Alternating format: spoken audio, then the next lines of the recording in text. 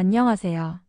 듣다 보면 빠져드는 은근히 야릇하고 흥미진진한 이야기, 여기는 바로 행즈리아담입니다.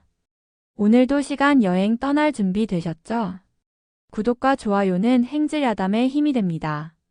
지금 바로 시작합니다. 옛날 옛적 산자락이 부드럽게 감싸 안고 물길은 곱게 돌아 흐르던 어느 조선의 작은 고을에 두 형제가 살고 있었습니다. 성은 박씨요, 이름은 형이 놀부, 아우가 흥부였지요. 같은 뱃속에서 나왔건만 성정은 하늘과 땅처럼 달랐습니다. 놀부는 눈썹부터 날카로워 사람을 으극 누르고 눈 맞추기를 꺼려하게 만드는 사내였고, 흥부는 언제나 고개 숙이며 허허 웃고 남의 비위에 맞추는 데는 귀신같이 재주가 있던 사내였습니다. 마을 사람들은 말했지요. 흥부는 참 착한 양반이야. 저리 성품 좋기도 어려워. 누가 소 한 마리 잃었대도 흥부는 같이 울었고, 뒷산에 도깨비가 나왔다는 소문에도 제일 먼저 가서 마을 어린 것들을 챙겼습니다. 쌀독이 비어도 욕 한마디 없었고, 아내가 울어도 살다 보면 그럴 수도 있지 하고 등 토닥이며 웃던 사내였습니다. 허나 세상사 이면을 들여다보는 이는 알지요. 너무 착한 이는 오히려 자신을 속이며 사는 것일 수도 있다는 것을. 흥부는 어린 시절부터 형에게 눌려 살아왔습니다. 놀부는 단단하고 커다란 형이었고, 흥부는 작고 말 잘 듣는 동생이었습니다. 그 구조는 자라서도 변치 않았지요. 집도 반쪽이었고 마당도 담으로 나뉘어 있었습니다. 놀부는 기와지붕 사랑채에 살고, 흥부는 뒤안, 뒷간 옆 초가 삼간에 처자식 데리고 살았습니다. 그런데 말입니다. 이 이야기는 흥부가 얼마나 착했는가가 아니라 그 착함이 어떻게 흔들렸는가를 말하는 야담입니다. 그리고 그 시작은 놀부의 아내, 그러니까 흥부의 형수로부터 비롯되었지요. 그 형수란 여인은 눈꼬리 하나에 남정네 넋을 잃게 만드는 고운이었고, 말 한마디 속에 꿀을 타는 솜씨가 있었지요. 처음엔 흥부도 별 생각 없었답니다.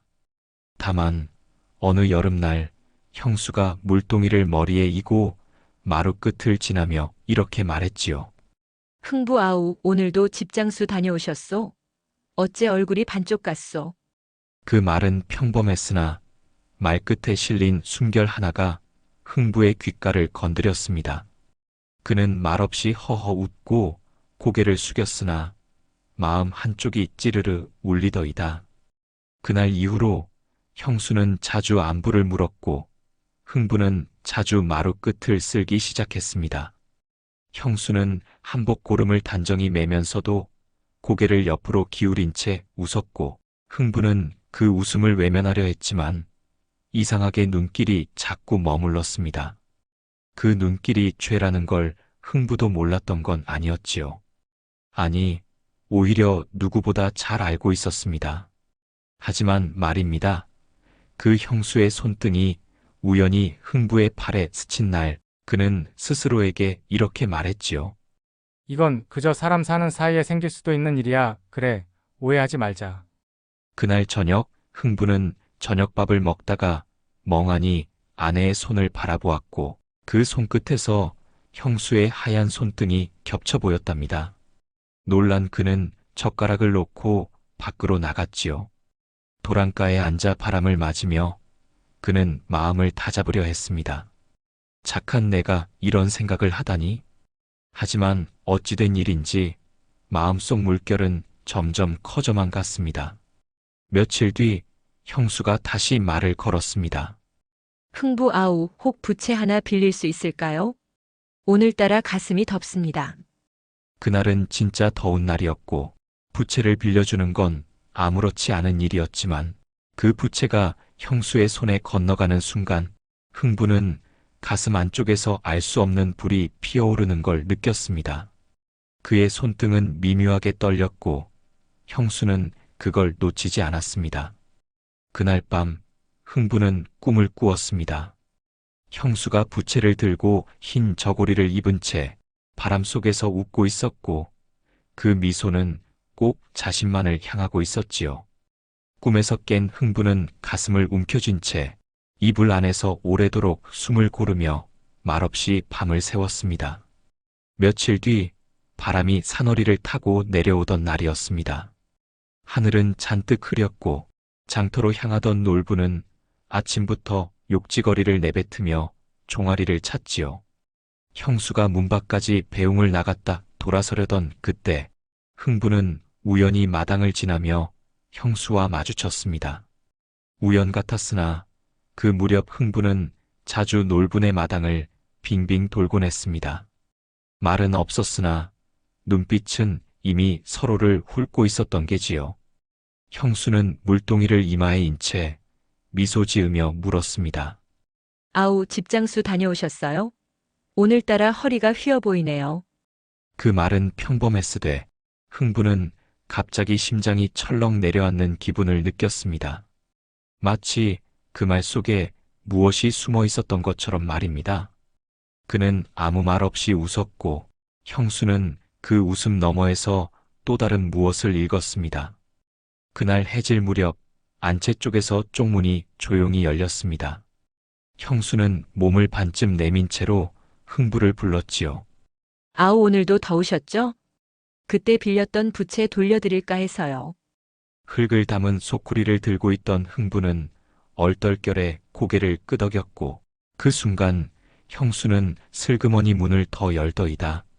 안채로 들어서는 길목 바닥엔 송진 기름이 발라져 있었고 형수의 손등엔 은가락지가 하나 끼워져 있었습니다.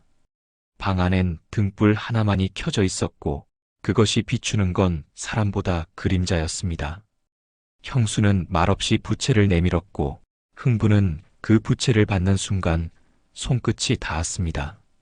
그 접촉은 짧았으나 긴장감은 한나절처럼 길었지요. 형수는 부채를 다물며 말했습니다. 이 부채 무척 좋더이다. 가슴 밑에서부터 시원해져요. 다음에도 빌릴 수 있을까요?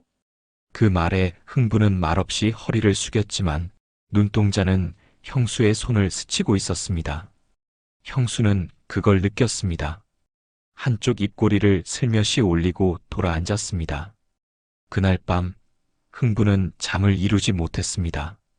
아내가 자고 있는 방 안은 조용했으나 그의 마음은 소란스러웠습니다.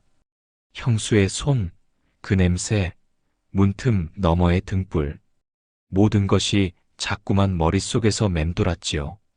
며칠 후 형수는 더 대놓고 말을 걸기 시작했습니다. 아우는 참 착해요. 나는 아우 같은 사람 보면 마음이 이상하게 편안해져요. 그 말은 마치 안개처럼 감도는 기운을 품고 있었고 흥부는 그 말을 들은 뒤로 손이 떨리기 시작했습니다. 웃으며 대꾸했지만 웃음 끝이 자꾸만 흐트러졌습니다.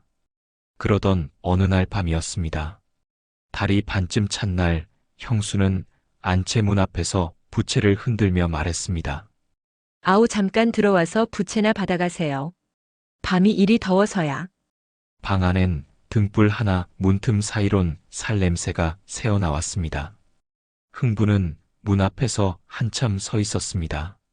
들어가면 안 된다는 것을 알고 있었습니다. 그러나 한 걸음, 또 한 걸음 방 안으로 스며들었습니다. 그 밤 방 안에서 무슨 일이 있었는지는 말하지 않겠습니다. 다만 창호지 너머로 엉키는 그림자 둘, 집 타는 듯한 냄새, 바람에 흔들리던 등불, 그리고 조용한 숨소리만이 남았다고 전해집니다. 그 후로 흥부는 마당을 지나면서 자꾸 형수의 문 앞에 눈을 두게 되었고 형수는 바느질을 하다 말고 슬그머니 미소를 짓곤 했습니다. 서로가 서로를 모른 척했지만 눈빛은 이미 많은 걸 나누고 있었지요. 마을 사람들은 몰랐습니다. 대청 마루가 늦게까지 덮여있는 까닭을, 집신 한 짝이 사랑채 옆에 놓여있는 이유를. 그들은 다만 흥부가 요즘 말이 줄었다는 것만 알 뿐이었습니다. 그리고 그 여름 흥부는 문득 스스로를 바라보았습니다. 나는 착한 사내가 맞는가? 그 물음은 그의 마음을 깊이 파고들었고 형수를 생각할수록 자신의 착함이 허물어지는 것을 느꼈습니다. 하지만 이미 한 발을 디뎠습니다. 그 밤 형수의 숨결이 그의 목덜미에 스쳤을 때 그는 이미 되돌아올 수 없는 물길에 몸을 실은 것이었습니다. 그날 밤 형수의 숨결을 등에 안은 채 돌아온 흥부는 잠을 이루지 못하였습니다. 아내가 잠든 방 안, 그는 천장을 바라보며 자신이 넘지 말아야 할 선을 넘었음을 깨달았지요. 새벽녘 그는 조용히 도랑가로 나섰습니다. 안개가 자욱한 물가에 앉아 한숨을 내쉬던 찰나 어디선가 이상한 바람이 불어오더이다. 물 위에 번지는 안개 속에서 갓쓴 도령 하나가 나타나 말했습니다. 흥부 나으리 속이 뜨겁겠사옵니다. 저는 박씨 도령이라 하옵니다. 당신의 안을 들여다볼 기회를 드리러 왔사옵지요.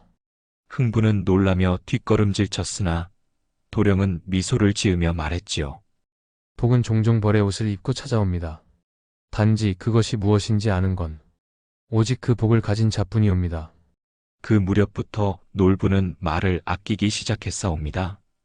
그전엔 마을길을 지나가는 개에게도 욕을 내뱉던 사내가 요 사이엔 담배 연기만 길게 뿜으며 사랑채 대청에 엎드려 조용히 눈을 감고 있더이다. 누구도 몰랐지요? 그 눈꺼풀 아래로 형수와 흥부의 눈길이 교차하던 장면들이 천천히 흐르고 있다는 것을. 놀부는 날이 저물면 일부러 방안을 거닐고 말없이 안채 창호지 앞을 서성이었으며 형수의 웃음소리가 길게 이어질 때면 그 끝자락을 조용히 되짚었습니다. 장독대 뚜껑 하나의 기울기, 흥부 집신의 방향, 마당에 떨어진 부채 하나까지 모든 것이 이제는 의미 있는 흔적처럼 보였던 게지요. 그러던 어느 날 놀부는 무겁게 말했습니다. 아우, 저녁 먹고 마당 좀 보세. 흥부는 놀란 눈으로 형을 보았고 마음이 철렁 내려앉았지요. 마당 끝 매화나무 아래 놀부는 흥부에게 부채 하나를 내밀며 말했습니다. 이거 안채 뒤에서 주웠다네. 마침 어젯밤 바람도 불지 않았는데 어찌 이런 게 떨어져 있을까? 그 부채는 형수가 흥부에게 건넸던 바로 그 부채였지요.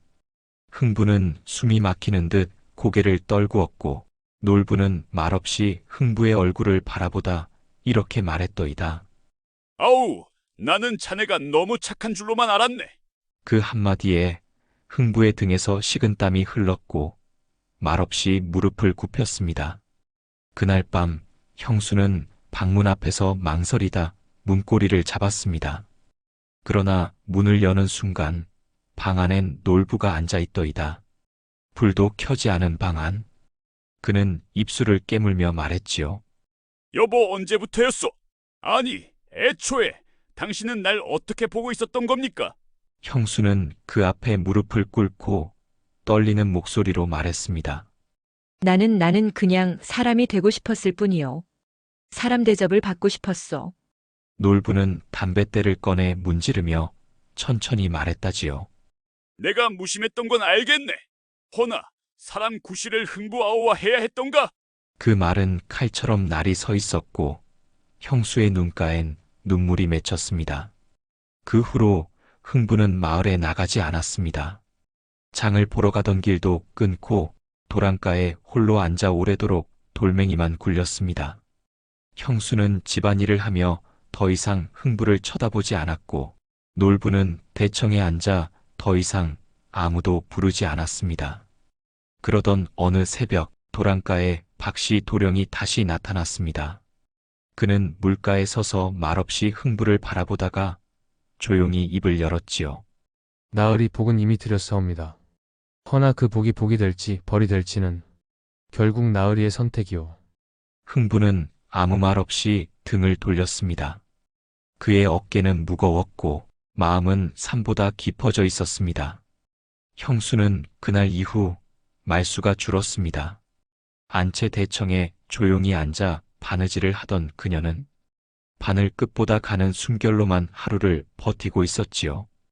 흙벽 사이로 비쳐드는 햇빛 속에서 그녀의 그림자는 점점 옅어졌고 마치 누군가의 기억 속에서도 사라질 채비를 하는 사람처럼 보였습니다.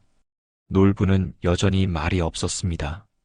다만 밤이면 밤마다 사랑채 돛돌에 앉아 부채 하나를 손에 쥔 채 말없이 담장을 바라보았지요. 그 부채는 더 이상 시원하지 않았습니다. 그건 이제 증거가 되어버렸고 그림자가 되어버렸으며 심장을 더 덮이는 물건이 되었던 게지요. 흥부는 더 말이 줄었습니다. 그는 새벽마다 도랑가에 나가 앉아 물을 바라보며 혼잣말을 했습니다. 내가 정말 착한 사내였던가. 내가 착했다면 어찌 이런 일을 만들었을까. 형수는 그날 밤 그와의 마지막을 알 듯 등불 하나를 들고 뒷마당으로 나왔습니다. 흘길에 그 그림자가 드리웠고 도란도란 풀벌레 소리 사이로 그녀는 조용히 속삭였지요. 아우, 그 부채 더는 돌려드릴 수 없을 것 같소. 그 한마디는 이별이었고 그 웃음은 눈물보다 쓰라렸습니다. 그녀는 안으로 돌아갔고 그날 밤 등불은 켜지지 않았습니다. 그 다음날 형수는 짐 하나 없이 안개 자욱한 새벽녘에 마을을 떠났습니다. 놀부도 흥부도 그녀를 붙잡지 않았습니다. 마을 사람들은 말했습니다. 놀부댁이 떠났단다. 도련님이랑 무슨 사이 아니었을까? 이야기는 나돌았지만 누구도 진실을 물을 용기가 없었습니다. 왜냐하면 그 세 사람의 눈빛은 어느 누구의 입보다 더 많은 걸 말하고 있었으니까요. 놀부는 그 후로도 묵묵히 살아갔습니다.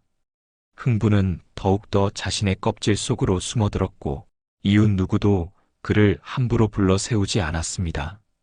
그러던 어느 날 밤 도랑가에서 다시 박씨 도령이 나타났습니다. 그는 더 이상 미소 짓지 않았습니다. 그는 흥부를 가만히 바라보며 말했습니다. 나으리, 그대는 복을 받았으나 그 복은 사람을 시험하는 복이었사옵니다. 욕망을 다 다스릴 순 없지만 진심을 속이진 말았어야 했습니다. 그 말에 흥부는 고개를 숙였고 눈물을 감추듯 손으로 얼굴을 가렸습니다. 박씨 도령은 물가에 등을 돌리며 말했습니다. 이제 소희는 그만 물러가야겠사옵니다. 그리고 바람처럼 사라졌습니다. 그 후 흥부는 사람들 앞에 더는 나타나지 않았습니다. 지게도 놓았고 장에 가던 발걸음도 멈췄고 대청에서 들리는 북소리에도 눈썹 한 번 까딱하지 않았습니다. 마을 사람들은 그를 걱정하면서도 누구 하나 다가가지 못했습니다. 그는 마치 속죄의 방 속에서 스스로를 가두고 그 안에서 침묵으로 살아가는 사람처럼 보였기 때문이었지요. 그의 집 마당엔 더 이상 집신이 놓이지 않았고 그의 아내는 하루에도 몇 번씩 문 밖을 내다보다 고개를 떨구곤 했습니다. 그녀 역시 아무 말도 하지 않았습니다. 그 침묵이야말로 모든 걸 알고 있다는 뜻이었으니까요. 그날 밤 도랑 위에 달이 비쳤고 그 아래 흥부는 무릎을 꿇고 말없이 빌었습니다. 형수님, 용서해 주시길. 그리고 내 아내요. 당신이 얼마나 귀했는지를 이제야 압니다. 그 기도는 바람을 타고 흘러갔고 달빛은 그의 어깨를 감싸며 마치 등을 토닥이는 듯 했습니다. 그렇게 흥부는 말보다 더 많은 걸 침묵으로 고백하였습니다. 세월은 조용히 흘렀습니다. 형수의 행방은 아무도 알지 못했으며 놀부는 다시는 그 일에 대해 입을 열지 않았습니다. 다만 대청 마루에 앉아 담배 연기를 뿜을 때마다 그 연기가 안채 쪽으로 기울던 것을 본 사람은 있었지요. 그 방향은 그녀가 사라진 쪽이었습니다. 흥부는 더 이상 집장수로 불리지 않았습니다. 그는 마을 어귀 도랑가에 자주 앉아 있었고 지나가는 이들은 그의 등을 보며 이렇게 말했지요. 어쩌면 저 양반 죄를 지은 게 아니라 사랑을 알아버린 걸지도 몰라. 그의 등은 고닫고 어깨는 무겁지 않았으며 눈빛은 더 이상 흔들리지 않았습니다. 그건 죄의 무게가 아니라 깨달음의 무게였습니다. 어느 해 겨울 눈이 소복이 쌓이던 날 마을 아이 하나가 도랑가에서 작은 불빛을 보았다 했습니다. 누군가 등잔불을 켜놓은 채 멍하니 바라보고 있었고 그 앞엔 집신 한 켤레가 가지런히 놓여 있었다지요. 그날 아침 흥부는 조용히 숨을 거두었습니다. 누워있던 자리엔 박씨 부채 하나, 손바닥만 한 흙그릇, 그리고 바람에 펄럭이는 흰 종이 쪽지 한 장이 있었습니다. 그 종이엔 딱 3글자만 적혀 있었지요. 참았소이다. 그 글은 누굴 향한 것이었을까요? 형수였을까요? 놀부였을까요? 혹은 스스로를 향한 고백이었을까요? 사람들은 말이 많았지만 그 어떤 말도 그 종이 한 장보다 깊지는 않았습니다. 그건 짧지만 인생 전체를 품은 고백이었으니까요. 그 후 마을 어귀에선 이런 소문이 돌았습니다. 초승달 뜨는 밤 도랑가에 가면 등을 곧게 세운 사내가 앉아 있단다. 바람도 그 등 뒤에만 고요히 머문다지. 그 사내는 한때 착하디 착한 동생이라 불렸지만 어느 날 형수의 숨결을 마시고 자신의 욕망과 마주하였고 결국 사랑이란 이름 앞에서 사람이 되어버렸습니다. 그는 아무것도 말하지 않았지만 그가 남긴 집신, 부채, 종이 쪽지 모두가 증언합니다. 그는 단지 외면하지 않았고 사랑을 피하지 않았으며 자신을 벌하되 미워하지 않았다는 것을요. 마을 어귀, 바람이 살며시 속삭입니다. 여보, 그 부채 아직도 간직하고 계시오. 그 목소리는 집 타는 냄새처럼 은근하고 등불 하나처럼 고요하며 비록 죄라 불릴 수 있을지라도 누군가의 삶을 다녀간 가장 사람다운 흔적이었습니다. 그리하여 이 야담은 오늘도 어르신들 입에서 입으로 전해지고 그 끝마다 다들 이렇게 말합니다. 흥부는 말일세. 착한 사람이라기보단 참으로 뜨거운 사람이었어. 이 이야기는 겉보기의 착함이 곧 사람됨을 뜻하지 않으며 욕망과 감정은 누구에게나 존재한다는 인간 본연의 복잡함을 담고 있습니다. 겸손하고 선하다는 평을 받던 흥부조차 마음속 욕망 앞에서 흔들렸고 그 결과는 달콤한 사랑이 아닌 죄책감과 외로움이었습니다. 결국 진짜 착함이란 자기 욕망을 돌아보고 책임질 줄 아는 용기에서 비롯된다는 교훈을 줍니다. 또한 무심함은 관계를 무너뜨리고 무너진 틈은 언제나 누군가의 마음을 흔든다는 사실도 보여주지요. 겉보다 속, 말보다 진심이 중요하다는 깊은 깨달음을 전하는 야담입니다. 이야기 재밌게 들으셨나요? 야담은 들을수록 빠져드는 맛이 있죠. 앞으로 더 흥미진진한 이야기로 찾아올 테니 구독과 좋아요 잊지 말고 꼭 부탁드려요. 그럼 다음 이야기에서 또 만나요.